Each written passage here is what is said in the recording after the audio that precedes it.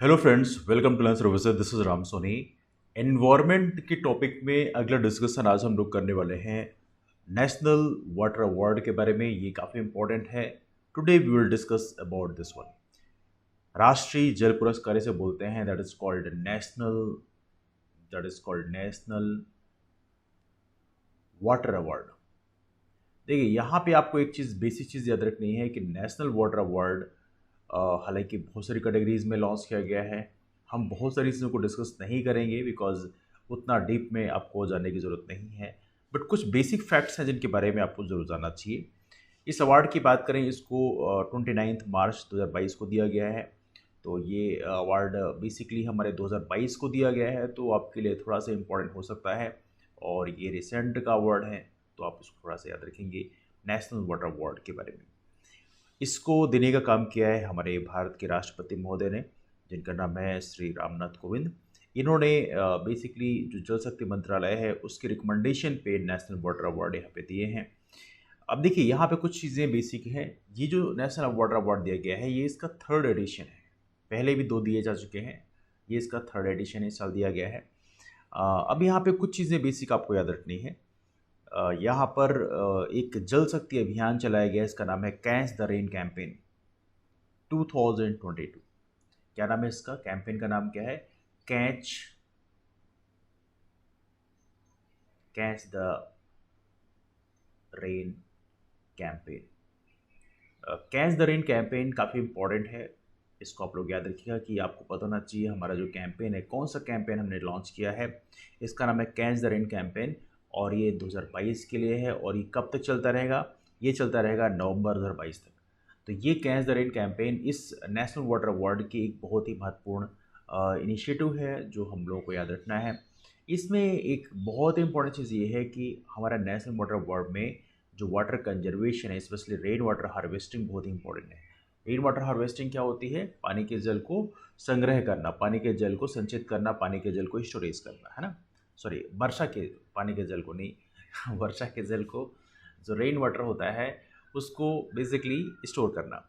अब देखिए, इसके लिए एक और महत्वपूर्ण चीज़ है कि हमारे मध्य प्रदेश सरकार के द्वारा 2019 में बेसिकली राइट टू वाटर का एक बजट में लाया गया था प्रोविज़न।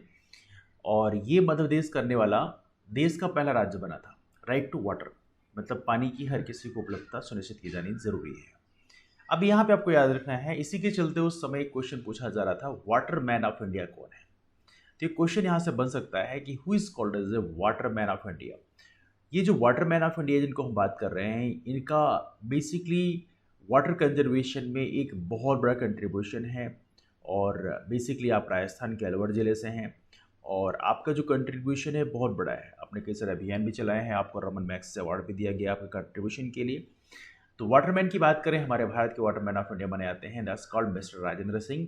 राजेंद्र सिंह का नाम याद रखेंगे, कहाँ से हैं? राजस्थान से हैं। तो ये नाम आपको याद रखना ज़रूरी है। पॉसिबिलिटी है कि यहाँ से भी क्वेश्चन कभी कभी एग्जाम पूछा आता है। मध्य प्रदेश के कॉन्टेक्स्ट में स्पेशली इंपॉर्टेंट हो जाता है because Madhya Pradesh right to water launch करने वाला देश का पहला राज्य बना था सन 2019 के बजट में, इसलिए ये क्वेश्चन आपसे पूछा सकता है ना। वैसे भी नेशनल वाटर अवार्ड में ये चीज़ें इंपॉर्टेंट है आपके लिए ना। यहाँ पर देखिए तो कुल मिला के 11 कैटेगरीज में नेशनल वाटर अवार्ड दिया गया है। तो ये जो कैटेगरीज हैं अलग अलग, उनके बारे में सभी कैटेगरीज को डिस्कस नहीं करेंगे। बस आप इतना याद रखिएगा, अवार्ड जो दिया गया है 11 कैटेगरीज डिफाइन किया गया है। How many categories? 11 कैटेगरीज। हम लोग वो कैटेगरीज डिस्कस करेंगे जो मध्य प्रदेश के लिए थोड़ा इंपॉर्टेंट है बिकॉज बाकी जो कैटेगरीज हैं बहुत ज़्यादा हैवी हो जाएंगी। केवल एमपी के कॉन्टेक्स्ट में हम डिस्कस करेंगे, लेकिन एक दो कैटेगरीज एक्स्ट्रा भी डिस्कस करना पड़ेगा। जैसे पहली कैटेगरीज है बेस्ट स्टेट। बेस्ट स्टेट का अवार्ड दिया गया है, ये पहली कैटेगरी है और ये दिया गया है उत्तर प्रदेश को। तो बेस्ट स्टेट के अवार्ड में यदि हम देखें तो यहाँ पर उत्तर प्रदेश का द फर्स्ट रैंक, यूपी का the first rank, and then second number पे है राजस्थान और थर्ड नंबर पे है Tamil Nadu. They are 3 state which are the top performing state. Tamil Nadu, यहाँ पे आपको याद रखना है कि ये जो अवार्ड दिया गया है, ये जल संसाधन, नदी विकास और गंगा संरक्षण विभाग ये काउंट किया जाता है। इस डिपार्टमेंट के रिकमेंडेशन पे काफ़ी इंपॉर्टेंट होता है ना। तो water resources, river development and Ganga conservation programme development programme जो मिनिस्ट्री है उसके द्वारा लॉन्च किया गया था। तो Tamil Nadu got the third rank. तो ये हमारे देश के जो टॉप परफॉर्मिंग स्टेट्स हैं वाटर कंजर्वेशन में जिनका कंट्रीब्यूशन है वो उसमें यूपी टॉप में है। इसके बाद सेकंड नंबर पे राजस्थान है, थर्ड नंबर पे तमिलनाडु है। तो ये टॉप 3 स्टेट्स हैं हमारे देश के। तो एक तो कैटेगरी ये हो गई। एक कैटेगरी आपका है बेस्ट डिस्ट्रिक्ट का award.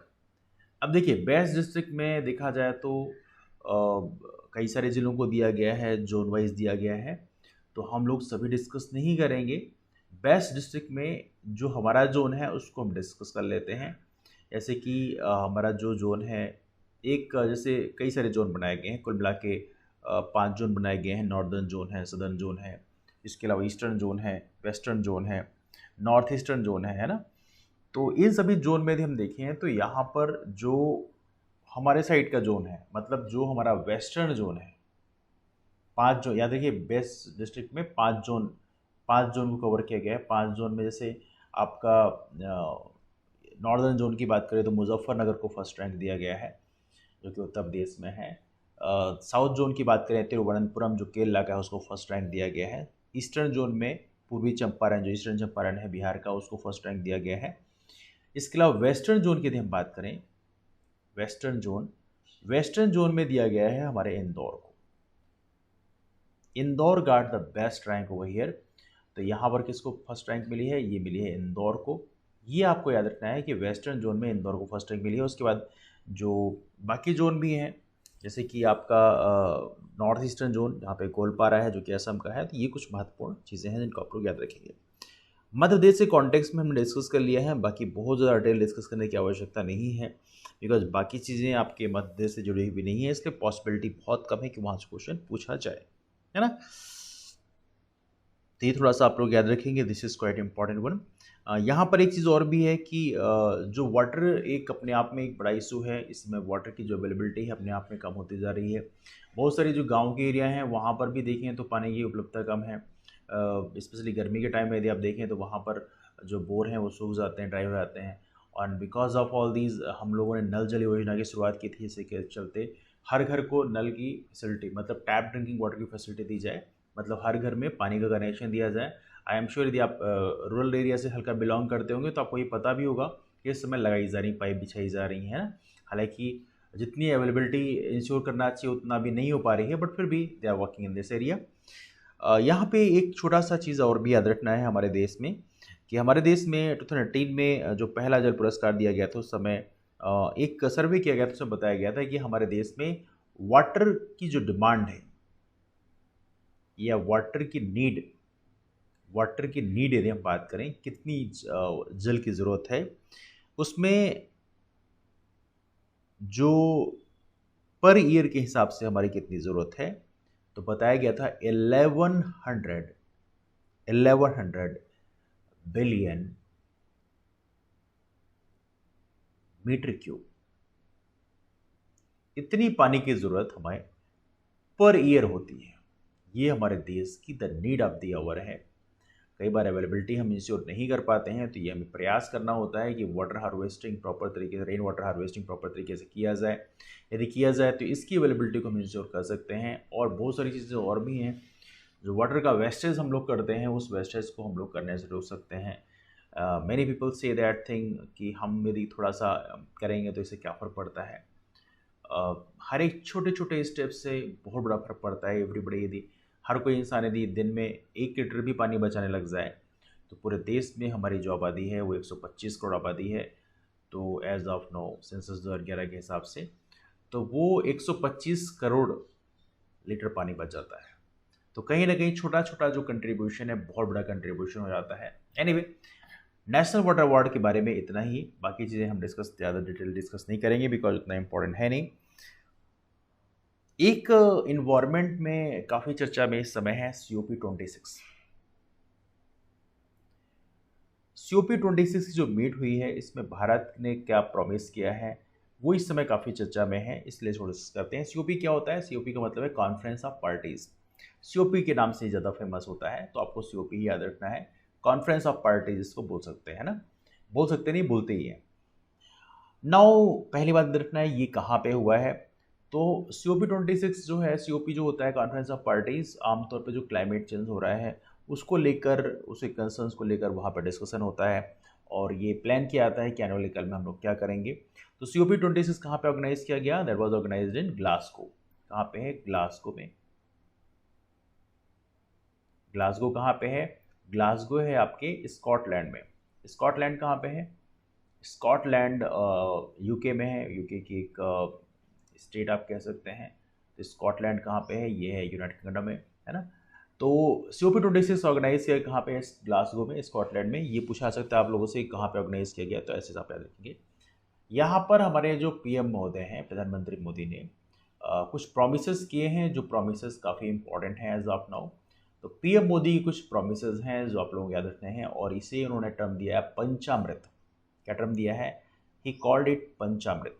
Late me write down this one. Panchamrit, ये 5 प्रोमिस को उन्होंने पंचामृत नाम दिया है। That's called Panchamrit. अब पंचामृत में कौन कौन से प्रोमिस किए हैं, ज़रा प्रोमिस देख लेते हैं, बिकॉज PM मोदी के प्रोमिस हैं वो थोड़ा इंपॉर्टेंट हो जाते हैं। ओके, तो यहाँ पहला प्रॉमिस आपने किया है कि जो नॉन रिन्यूएबल एनर्जी सोर्सेज हैं, है ना, non renewable energy sources, non renewable, non renewable नहीं बल्कि renewable energy sources. Non renewable तो आपका, देखिए रिन्यूएबल क्या होता है? रिन्यूएबल में आपकी जैसे नवीनीकृत ऊर्जा स्रोत में जैसे सोलर एनर्जी हो गई, विंड एनर्जी हो गई, है ना, टाइडल एनर्जी हो गई, इसके अलावा हाइडल एनर्जी होगी। हाइडल मतलब जो जल से आप ऊर्जा जनरेट करते हैं। तो जो रिन्यूएबल एनर्जी सोर्सेज, जिसे अक्षय ऊर्जा स्रोत बोलते हैं, that is called renewable energy. Renewable energy capacity जो है हमारे देश में एज ऑफ नाउ लगभग 100 मेगावाट के आसपास, 100 गीगावाट के आसपास में है। उसको हम लोग बढ़ाकर 500 गीगावाट करना चाहते हैं, है ना। तो हमारी कितनी हो जाएगी? 500 गीगावाट, 500 गीगावाट। और ये कब तक हो जाएगा? By the end of 2030। हमारे पास एज ऑफ नाउ लगभग 8 साल का टाइम है। इस टाइम ड्यूरेशन में वी आर प्लानिंग दैट कि अपनी जो कैपेसिटी है वो 500 गीगावाट की हो जाएगी। हालांकि वो 500 gigawatt energy capacity is gonna be huge, but आने वाले कल में ये हो पाएगा कि नहीं हो पाएगा ये तो वक्त बताएगा, but still that was such a big promise. The second promise has been given कि जब आप 500 गीगावाट अपना एनर्जी कैपेसिटी बना देंगे रिन्यूएबल एनर्जी से, तो हमारा जो 50% need of energy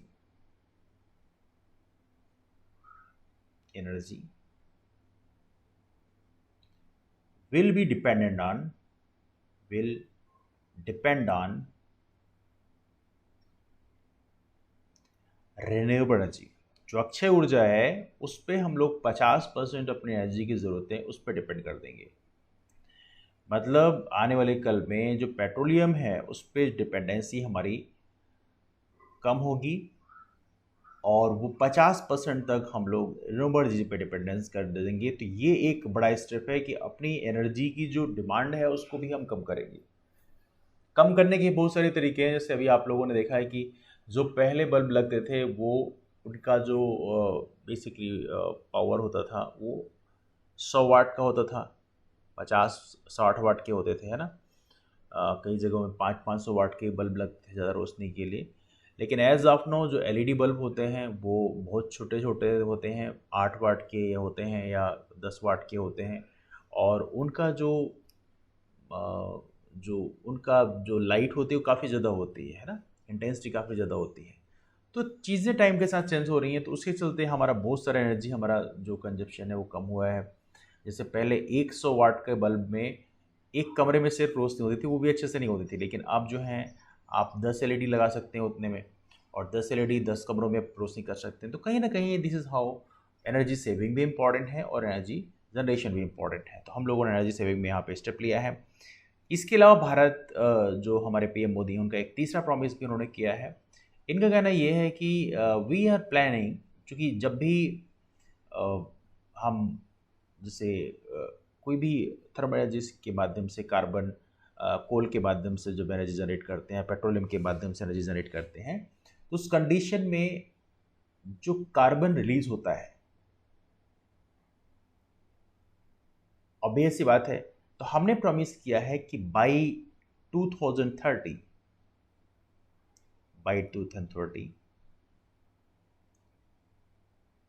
we reduce we will reduce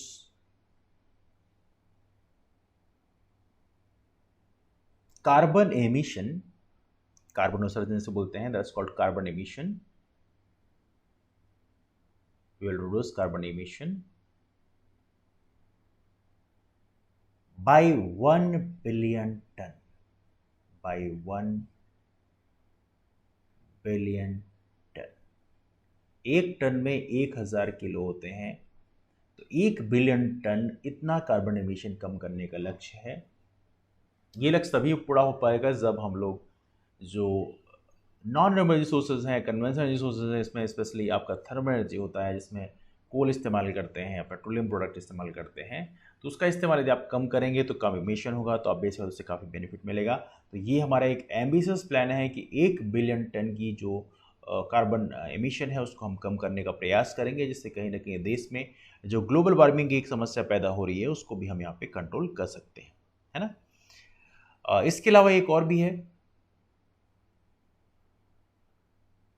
एक और चीज़ है यहाँ पर बोला गया है कि एक तो ये बोल दिया गया कि हम लोग इतना 1 बिलियन टन कम करेंगे, परसेंटेज में बोला गया है, तो चौथा जो टर्म बोला गया है उसमें परसेंटेज बोल दिया गया है. तो यहाँ बोला गया है कि हम लोग यहाँ पर बाय द एंड ऑफ 2030 हम लोग 45% एमिशन कम करेंगे, है ना. 45% एमिशन को हम लोग यहाँ पे ड्रॉप करेंगे, किसका, कार्बन एमिशन को. तो लगभग वो सेम से पॉइंट्स हैं यहाँ पे. 50% of energy will depend on energy, तो वहाँ पे एमिशन ड्रॉप करने की बात की है. लगभग 45% जो एज ऑफ नो एमिशंस हो रहा है उसको हम लोग ड्रॉप करने के लक्ष्य में है. एक और बड़ा एम्बिशियस प्लान बोला गया है, पांचवा प्लान जो है, इसमें बोला गया है कि नेट जीरो टारगेट रखा है हमने. नेट जीरो टारगेट का मतलब ये है कि जो एमिशंस हैं उसको हम बिल्कुल कम कर देंगे, मतलब किसी भी तरह से जो कोल है, ऐसी चीज़ों को हम लोग की कोल है, पेट्रोलियम है, इसको टारगेट यूज़ ही नहीं करेंगे.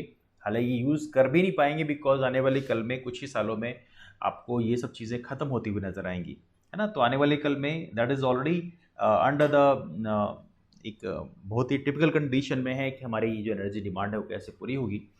तो यहाँ पर हमने प्रॉमिस किया है कि बाय द एंड ऑफ 2070 हमारा नेट जीरो एमिशन टारगेट है.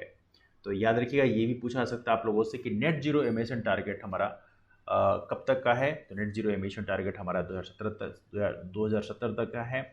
तो ये भी आप लोग याद रखें, नेट जीरो एमिशन टारगेट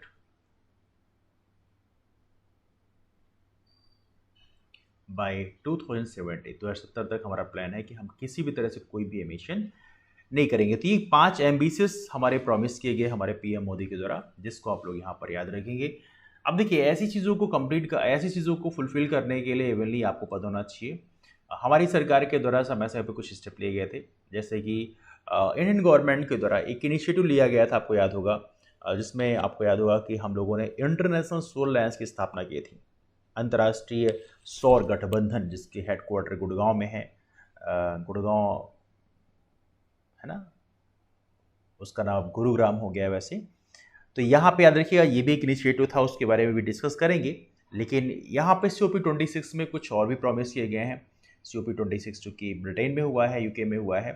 तो ब्रिटेन के जो प्राइम मिनिस्टर हैं बोरिस जॉनसन, उनके साथ में एक इनिशिएटिव स्टार्ट किया गया है, that is called one sun one world one grid.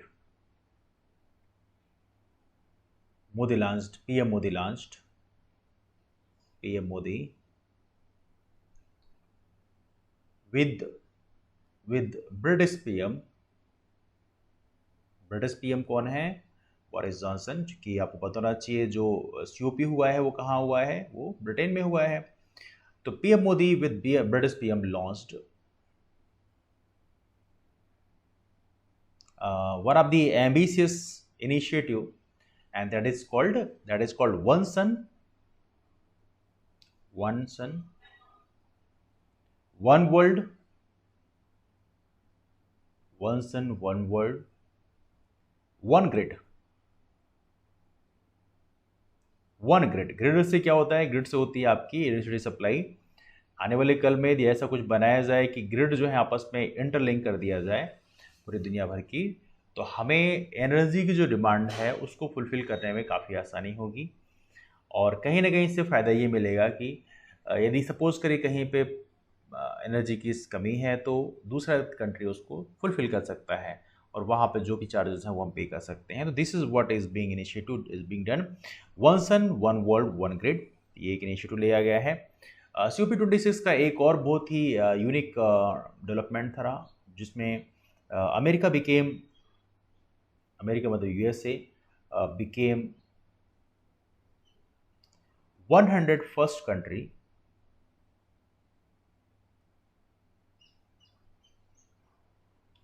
to join ISA। ISA मतलब इंटरनेशनल सोलर अलायंस, जिसके बारे में डिस्कस कर रहा था मैं। That's called ISA। इसे बोलते हैं international, that is called international solar alliance. International solar alliance क्या होता है? देखिए, बहुत पहले आप लोगों से मैंने जब ज्योग्राफी हम डिस्कस कर रहे थे उस समय आप लोगों से डिस्कस किया था कि दो लाइन होती हैं, एक होती ट्रॉपिक ऑफ कैंसर, दूसरी होती ट्रॉपिक ऑफ कैप्रिकॉर्न, कर्क रेखा और मकर रेखा। भारत की बात करें, भारत के बीचों बीच से आपकी कर्क रेखा जो है पास करती है। यदि आप इस तरह से मैप बनाए वर्ल्ड का बेसिकली अर्थ बनाएंगे तो यहाँ पे बीच की लाइन इक्वेटर लाइन होती है, विषुवत रेखा होती है। ऊपर की लाइन होती है tropic of cancer, that is called tropic कर्क रेखा। नीचे वाली होती है ट्रॉपिक ऑफ कैप्रिकॉर्न, इसे बोलते हैं मकर रेखा, है ना। कर्क रेखा जो है 23.5 डिग्री नॉर्थ पे होती है और मकर रेखा भी 23.5 डिग्री साउथ पे होती है ना। इन दोनों के बीच का जो जोन होता है इसे बोलते हैं ट्रॉपिकल जोन, हिंदी में इसे बोलते हैं उष्णकटिबंधीय क्षेत्र। इसकी खासियत होती है कि यहाँ पे सूर्य की किरणें जो हैं साल के किसी न किसी दिन में लंबवत पड़ती हैं। जैसे यदि हम बात करें 23.5 डिग्री नॉर्थ की बात करें तो यहाँ पर इस समय सूर्य जो है, इसे उत्तरायण बोलते हैं, इसमें सूर्य जो है नॉर्थ की ओर चल रहा है। तो आप देखेंगे कि यहाँ पर जो दिन है वो आमतौर पर बड़े होते हैं। अपना जो इंडिया है वहाँ पे आप देखेंगे कि दिन आमतौर पर बड़े होते हैं। अब यहाँ पे एक चीज़ है कि जो आपका ट्रॉपिक ऑफ कैंसर है, कर्क रेखा है, इसके ऊपर सूर्य जो है 22 जून को बिल्कुल लंबवत पड़ेगा। हालांकि अभी तो इसके नीचे के जोन में पड़ रहा होगा, जैसे अपने ऐसे मध्य प्रदेश के क्षेत्र में लंबवत पड़ रहा होगा या उसके नीचे के क्षेत्रों में, लेकिन 22 जून को ट्रॉपिक ऑफ कैंसर में लंबवत पड़ेगा। उसके बाद में अभी सूर्य जो है यहाँ पे इस जोन में लंबवत पड़ रहा है, लेकिन उसके बाद में वो सूर्य का जो लोकेशन है वो नीचे की ओर जाना शुरू हो जाएगा, है ना। तो 22 जून में हमारा दिन सबसे बड़ा होने वाला है। तो देखा जाए तो ये जो क्षेत्र है, ये जो ट्रॉपिक ऑफ कैंसर और ट्रॉपिक ऑफ कैप्रिकॉर्न के बीच का जो रीजन है, यहाँ पर सूर्य की किरणें जो हैं उनका प्रभाव काफ़ी ज़्यादा होता है, and because of solar energy की पॉसिबिलिटी काफ़ी ज़्यादा होती है। मतलब ऐसे देशों में यदि टारगेट किया जाए सोलर एनर्जी को तो यहाँ पे बहुत सारी पॉसिबिलिटी बन सकती है। तो यहाँ पर देखा जाए तो जो भी ट्रॉपिकल जोन में जो कंट्रीज़ हैं they are joining the international solar alliance. हालांकि ऐसा ज़रूरी नहीं कि ट्रॉपिकल जोन की कंट्री ज्वाइन करें, बाकी भी ज्वाइन कर सकते हैं जिनको इसमें इंटरेस्ट है। तो यहाँ पर इंटरनेशनल सोलर अलायंस को बहुत सारी कंट्रीज ने ज्वाइन कर रखा है। पहले हम लोगों ने जो पेरिस में COP हुआ था उसमें लॉन्च किया था उसको, इंटरनेशनल सोलर अलायंस को, एंड एज ऑफ नाउ बहुत सारी कंट्रीज ने ज्वाइन कर लिया है। एज ऑफ नाउ आप देख सकते हैं अमेरिका भी इसको ज्वाइन कर चुकी है। 101st कंट्री बनी है जिसने इंटरनेशनल सोलर अलायंस को ज्वाइन किया है। और याद रहे ISA का जो हेड क्वार्टर है वो कहाँ पे है? ये है गुरुग्राम में। कहाँ पे है? ये है गुरुग्राम में। तो ये भी आपको यहाँ पर याद रखना है, this also quite important for you, है ना।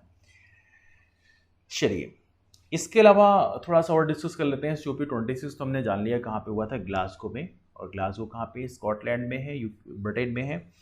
इसके अलावा यदि हम बात करें COP27 की, यदि हम बात करें, COP26 तो हो गया, COP27 कहाँ भी होने वाला है? COP27 की मेज़बानी कौन सा देश करेगा? हालांकि 2022 में होने वाला है, और ये होगा बेसिकली दैट्स इन बेसिकली एक कंट्री है, अफ्रीका की कंट्री है, एंड मैं आपको दिखाता हूँ ज़रा मैप में, just 1 second. Here you go, ये है वर्ल्ड का मैप आपका। इसमें अलग अलग कंट्रीज आप देख पा रहे होंगे। ये है हमारे इंडिया का location, and this country Israel, ये इज़राइल आपको दिख रही होगी, ये इज़राइल कंट्री। और ये एक अफ्रीकन कंट्री है, नॉर्थ रीजन में है।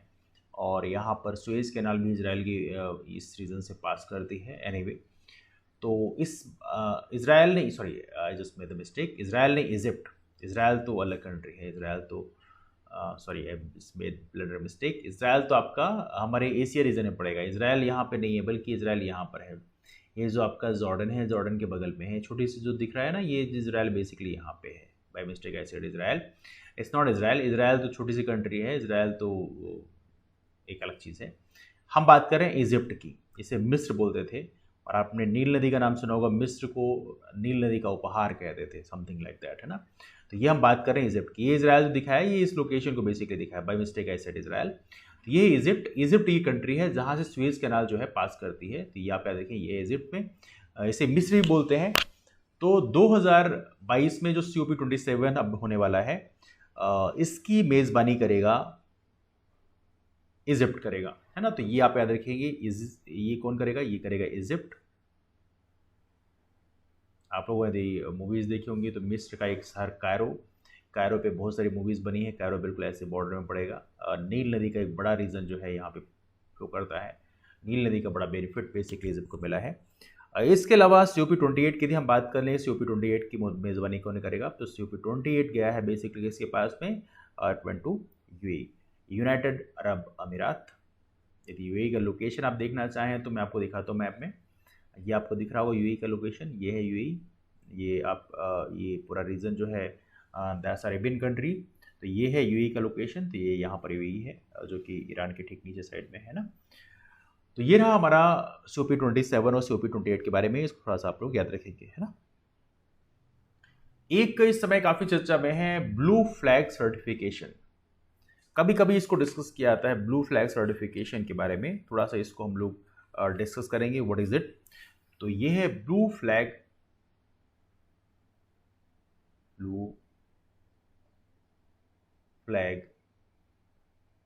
Certification, blue flag certification. अभी हाल ही में दो हमारे जो कोस्टल रीजन्स हैं उनको ब्लू फ्लैग सर्टिफिकेशन दिया गया है।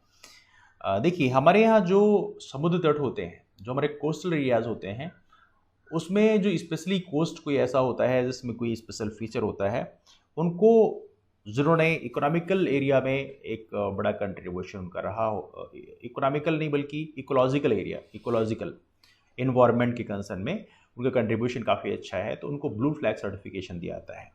तो पहली बात याद रखना है, ब्लू मतलब पानी, ब्लू उससे कनेक्ट किया है। तो यहाँ पे याद रखना है पहली चीज़ ये है कि किसको दिया जाता है ब्लू फ्लैग सर्टिफिकेशन, ये दिया जाता है कोस्टल रीजन्स को। किसको दिया जाता है, कोस्टल रीजन को, कोस्ट को दिया जाता है। कोस्ट मतलब तट, समुद्र तट, है ना। जो कोस्टल रीजन होते हैं उसको बेसिकली ब्लू फ्लैग सर्टिफिकेशन दिया जाता है। तो पहली बात तो आपको यहाँ पे ये याद रखनी है।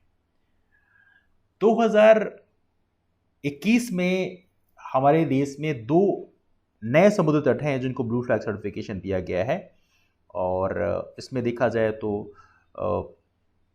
ये किसको दिया गया है, तो 2021 में, न्यू मतलब 2021 की हम बात करें, इसमें दिया गया है कोवलम कोस्ट को, that's called Kovalam coast, Kovalam समुद्र तट। कोवलम समुद्र तट कहां पे है, ये है आपका तमिलनाडु में,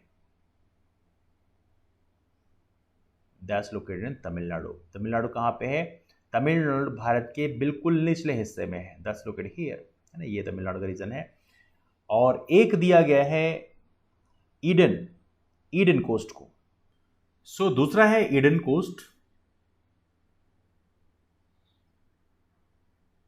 ईडन कोस्ट कहां पे है, ये है पुदुचेरी में। पुदुचेरी आपको पता होना चाहिए एक यूनियन टेरिटरी है हमारे देश में, और हमारे देश में इस समय 3 यूनियन टेरिटरी ऐसी हैं जहां पर प्रॉपर विधानसभा होती है। Puducherry is one of them. Delhi, Puducherry और जम्मू कश्मीर, ये 3 जो केंद्र शासित प्रदेश हैं, यहाँ पर प्रॉपर विधानसभा भी होती है। पुदुचेरी का लोकेशन समवेयर हियर। तो पुदुचेरी में हालांकि 4 जिले आते हैं जो अलग अलग जगहों में हैं, कराईकल, माहे, यानम, है ना, और पुदुचेरी। इसमें आपको याद रखना है ये 2 नए हैं जिनको दिया गया है। और इंडिया की यदि हम बात करें तो भारत में अभी तक कुल मिला के 10 समुद्र तटों को इसमें कवर किया गया है। याद रखिएगा, टोटल यदि हम बात करें टोटल इंडिया में कितने हैं, तो टोटल इंडिया में जो हैं ये कितने हैं, ये हैं 10। एज ऑफ नो 10 कोस्ट को हम लोगों ने ब्लू फ्लैग सर्टिफिकेशन रिसीव किया है। और ये ब्लू फ्लैग सर्टिफिकेशन कौन देता है? ब्लू फ्लैग सर्टिफिकेशन जो बेसिकली कोस्टल रीजन में क्या इंपॉर्टेंट डेवलपमेंट किए गए हैं या वहाँ पे कितना बढ़िया कंजर्वेशन किया गया है, इसके लिए ये अवार्ड दिया जाता है, एक सर्टिफिकेशन है और दिया जाता है फाउंडेशन फॉर एनवायरमेंट एजुकेशन। इसे बोलते हैं FEE, इसे बोलते हैं foundation, that's called foundation for environment education, foundation for environment. ये पता होना चाहिए आप लोगों को, ये डेनमार्क बेस्ड ऑर्गेनाइजेशन है, फाउंडेशन ऑफ एनवायरमेंट एजुकेशन। और ये कहाँ की है? ये एक डेनमार्क बेस्ड ऑर्गेनाइजेशन है। ये कहाँ का है? डेनमार्क। इसके द्वारा ये ब्लू फ्लैग सर्टिफिकेशन दिया जाता है। ये ब्लू फ्लैग सर्टिफिकेशन की इंटरनेशनल लेवल पे काफ़ी ज़्यादा एक्सेप्टेंस है। आई मीन जो ये रेटिंग दी जाती है इसकी इंटरनेशनल लेवल पे काफ़ी ज़्यादा रिस्पेक्ट है, इसलिए आप इसको ज़रूर याद रखेंगे। This is quite important one. Now environment में कुछ एक दो चीज़ें और भी डिस्कस करना है। जैसे कि एक क्वेश्चन पूछा जाता है आप लोगों से कई बार, जो रिपोर्ट्स हैं डिफरेंट्स, उसमें रिपोर्ट्स के बारे में एक दो डिस्कस कर लेते हैं। जैसे कि हमारे यहाँ एक हुआ है टाइगर रिपोर्ट। टाइगर रिपोर्ट एक प्रकाशित होती है, तो दैट्स कॉल्ड टाइगर रिपोर्ट। बाघों की जो गणना होती है, इसमें इसलिए इंपॉर्टेंट है आपको टाइगर रिपोर्ट पढ़ना, जो कि मध्य प्रदेश का जो रैंक है टॉप रैंक में आता है। टाइगर रिपोर्ट 2018, लेकिन ये पब्लिश जो हुई है ये हुई है 2019 में, है ना। पब्लिश्ड इन, यदि हम बात करें पब्लिश कब हुई है, पब्लिश्ड इन जुलाई 2019, जुलाई 2019। हालांकि टाइम काफ़ी ज़्यादा हो गया है, लेकिन फिर भी आपको याद रखना है बिकॉज ये अभी रिसेंट जो रिपोर्ट है वही है। तो यदि हम टोटल टाइगर की बात करें, भारत में टोटल टाइगर कितने हैं? कुल complete total tiger in India, total tiger in India, तो भारत में कुल जो बाघ हैं वो कितने हैं? वो हैं 2967। हालांकि इसमें कईयों की डेथ हो गई होगी, लेकिन उस समय का जो डेटा है उसके हिसाब से यही डेटा था। यदि हम बात करें टॉप परफॉर्मिंग स्टेट में, यदि हम बात करें स्टेट्स, यदि हम बात करें टॉप स्टेट्स में पता होना चाहिए मध्य प्रदेश इसमें फर्स्ट रैंक पे आता है, इसीलिए मध्य प्रदेश को बाघ राज्य घोषित किया गया है, मध्य प्रदेश टाइगर स्टेट घोषित किया गया है। तो टॉप स्टेट्स में कौन कौन सा है? टॉप स्टेट में पहले रैंक पे है मध्य प्रदेश। मध्य प्रदेश में सबसे अधिक बाघों की संख्या रिकॉर्ड की है, वो है 526, that's the highest. Second highest में आता है नाम कर्नाटका का। तो कर्नाटका की बात करें ऊपर से, ये सेकेंड नंबर पे है। तो कर्नाटका में बाघों की संख्या में बहुत डिफरेंस नहीं है, 10 मैनली 2 टाइगर्स आर लेस। तो 524 टाइगर कहाँ पे पाए गए? कर्नाटका में। थर्ड नंबर पे यहाँ पे नाम है उत्तराखंड का। उत्तराखंड की बात करें, उत्तराखंड में 442 टाइगर हैं। हालांकि आप लोग हैरान हो रहे होंगे, उत्तराखंड तो एक बहुत छोटा राज्य है, but how they manage this one, but yes that's true, Uttarakhand के पास 442 टाइगर हैं and that's a huge actually. बाकी नीचे की यदि हम बात करें, बहुत सारे हैं, उत्तर प्रदेश हैं, बिहार हैं, यहाँ पे टाइगर्स हैं, उनके बारे में डिस्कस नहीं करेंगे। लेकिन यस, टॉप जो स्टेट्स हैं इनके बारे में आपको जरूर याद रखना है, दिस इज क्वाइट इम्पॉर्टेंट, है ना।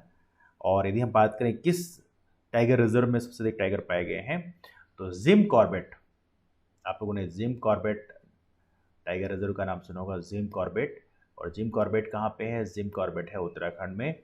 और because of this one, Jim Corbett में मैक्सिमम टाइगर पाए गए हैं, यहाँ पर मैक्सिमम टाइगर पाए गए हैं, सबसे अधिक टाइगर यहाँ पर पाए गए हैं। और ये कितने रहे हैं? ये हैं 231। जिम कॉर्बेट जो नेशनल पार्क है, यहाँ पर 231 टाइगर पाए गए हैं, that's a huge actually basically. तो ये आप लोग याद रखें, this is also quite important one. सबसे अधिक टाइगर कौन से टाइगर रिजर्व में है? वो है जिम कॉर्बेट में, जिसको आप लोग यहाँ पर याद रखेंगे, ठीक है। इसके अलावा यदि हम बात करें कि भारत में जो टाइगर हैं वो सर्वाधिक हैं। भारत में जितने टाइगर हैं वो 70% ऑफ द वर्ल्ड, दुनिया में जितनी टाइगर की टोटल आबादी है उसका 70% अकेले इंडिया में है। तो आप सोच सकते हैं भारत के पास टाइगर जो है काफ़ी एंडेज्ड है हम लोगों का। नाउ एक और डिस्कस किया गया रिपोर्ट, लेपर्ड रिपोर्ट, तेंदुआ रिपोर्ट, लेपर्ड्स, लेपर्ड्स मतलब तेंदुआ, तेंदुआ रिपोर्ट दी गई है और ये रिपोर्ट भी सन 2018 में ही जारी की गई थी टाइगर रिपोर्ट के साथ। लेपर्ड्स रिपोर्ट में जो डेटा मिले हैं उसमें कौन सा राज्य यहाँ पे फर्स्ट रैंक स्कोर किया है। हालांकि ये रिपोर्ट आई है दिसंबर 2020 में, प्लीज करेक्ट दिस वन, दिसंबर 2020 में ये रिपोर्ट पब्लिश हुई है ना। पब्लिकेशन जो हुआ है ये अभी हाल ही में हुआ है, तो इसलिए आप इसको याद रख सकते हैं। This is as quite important for you. इसकी बात करें तो यहाँ पर भी हमारी जो इन्वायरमेंट मिनिस्ट्री है उनके द्वारा जारी किया गया है डेटा।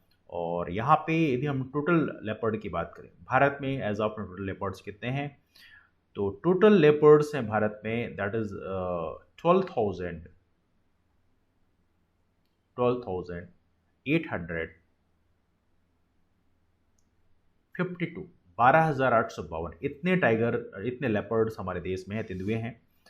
और इसमें यदि हम बात करें स्टेट्स में बेस्ट परफॉर्मिंग स्टेट कौन है, टॉप में कौन सा है, टॉप में है हमारा Madhya Pradesh. Madhya Pradesh is the top having the highest leopards in India. And ये कितने हैं, ये हैं 3,421। मैं आपको नंबर इसलिए सजेशन कर रहा हूँ कि आप एटलीस्ट मध्य प्रदेश का नंबर याद रखना, बिकॉज पॉसिबिलिटी कभी कोई ऐसे क्वेश्चन पूछ जाते हैं। एंड यहाँ पर सेकेंड नंबर पे है Karnataka, Karnataka got the second rank, और कर्नाटका के पास पाए गए हैं 1783 टाइगर्स, सॉरी लेपर्ड्स। और थर्ड नंबर पे यहाँ पे है Maharashtra, Maharashtra is having third rank over here. Maharashtra के इस समय जो सीएम है वो कौन है बता सकते हैं आप लोग, तो Maharashtra is having third rank. और शिवसेना की इस समय सरकार है वहाँ पे 1690 यहाँ पर कुल मिला के 3 राज्य हैं जो टॉप परफॉर्मिंग स्टेट्स बन के उभरे हैं। और ये थोड़ा सा आप लोग यहाँ पे याद रखेंगे, this is quite important for you, है ना। स्पेशली मध्य प्रदेश के मामले में 3221 है, इसको आप जरूर याद रखिएगा, पॉसिबिलिटी है कि यहाँ से क्वेश्चन आपके एग्जाम में पूछा जाए, ठीक है। तो ये रहा डिस्कशन इन्वायरमेंट बेस्ड हमारे करंट अफेयर पे। तो डिस्कशन को वहीं से वाइंड अप करते हैं। इसके अलावा मुलाकात करते हैं आप लोगों से कल, काफ़ी लंबा सेशन खिंच गया है। मुलाकात करते हैं आप लोगों से कल, तब तक के लिए bye, take care, have a wonderful day ahead, keep moving forward and take care, thanks so much.